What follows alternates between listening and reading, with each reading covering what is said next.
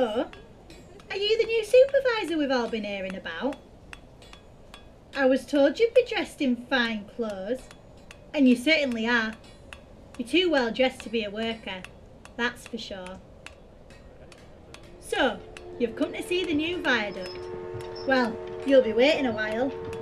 Work began 2 years ago, in 1870, but it looks like we ain't even barely started.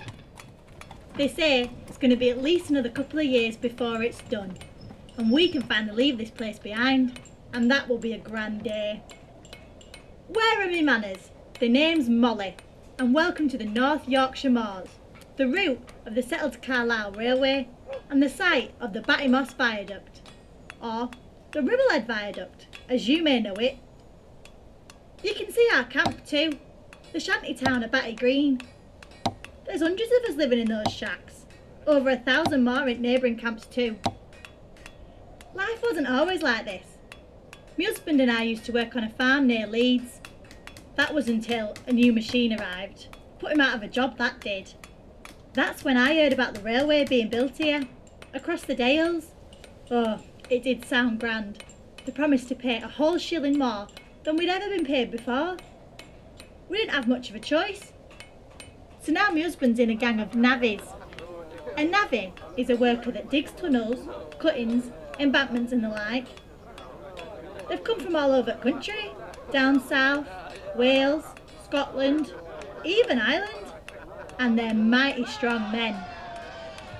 Here's a question for you. How many cartloads of earth and stone do you think a navvy's expected to dig out each day?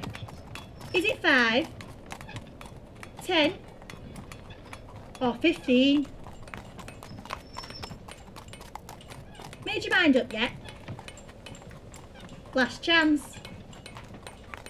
Well, I'll tell you, you're actually expected to dig out 20 tonnes a day.